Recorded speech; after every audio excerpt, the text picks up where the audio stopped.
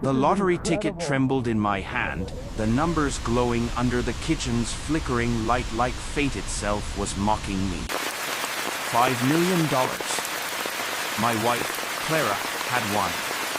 But when I looked at her face, pale, distant, eyes hollow, I didn't see joy. I saw goodbye. She whispered, almost too softly to hear, "I need more space. If you're hearing this, take a second, subscribe. Because what happened next still feels impossible."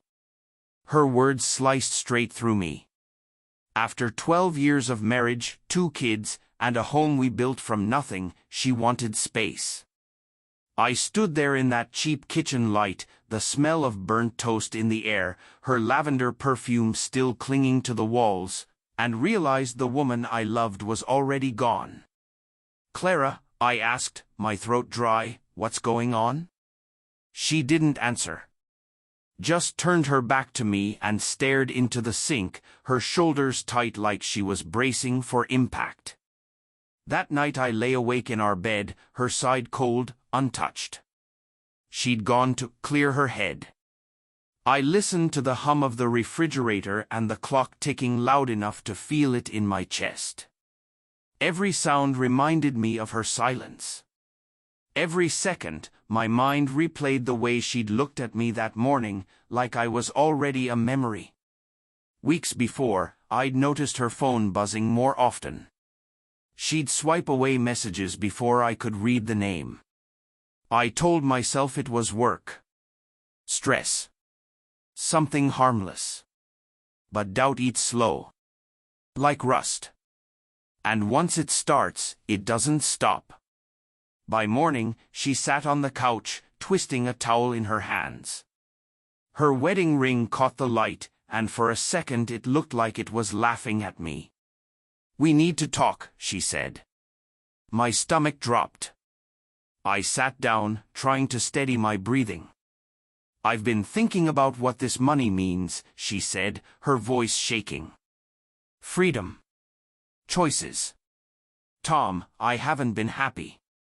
Not for a long time." The words hit like a fist. I couldn't breathe. "Not happy?" I repeated. "Since when? Why didn't you tell me?"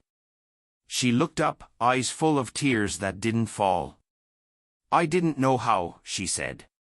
"I thought it would pass." Her phone buzzed again. She flinched. Her hand moved too fast to silence it. That tiny movement told me everything. "Who's texting you?" I asked quietly. Her face went red. "It's work," she said, too quickly. That's when I knew. Not all at once, but deep down, in the place your heart doesn't want to admit what your mind already knows. Over the next few days, silence filled our house like smoke. Every creak, every breath carried tension. She came home later. Locked her phone. Smelled like someone else's cologne, woody, musky, unfamiliar. Then one night, rain pounding against the windows, I found it, a receipt in her purse. A hotel 10 miles from home. Dated last month. I stood there, holding that crumpled paper like a weapon. When she came home, hair dripping from the rain, I asked, "What is this, Clara?" She froze. "It's not what you think." "At a hotel?" I said, my voice cracking. "At night?" Her face crumpled. She sat down, covered her face with her hands, and whispered, "I didn't mean for it to happen. It was a mistake." Those words shattered something in me I didn't know could break. "A mistake," I said. "With who?" She didn't answer, but she didn't need to. The silence told the truth. I turned to the window. The rain looked almost clean compared to what was happening inside. "Why?" I asked. "Wasn't I enough?" She sobbed. "It wasn't you. It was me. I felt trapped. The money made me realize I could leave. That's when it hit me, the cruelest part of it all. The lottery wasn't luck. It was her exit.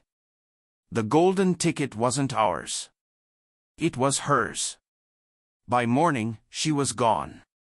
Her side of the closet empty, her perfume fading from the sheets. The house felt like a museum of a life that never really belonged to me. Days later, I found her letter tucked in a drawer. Tom, I'm sorry. I met him last year at work. It was nothing at first, but then it was everything. I'm taking the money. I'm leaving. Forgive me. I stood there reading those words until they blurred. $5 million. That's what my marriage was worth. She took the winnings, but I kept the truth. The truth that sometimes the biggest prize comes wrapped in loss. And sometimes peace isn't found in forgiveness, it's found in walking away. Thanks for listening, and don't forget to subscribe for more stories like this.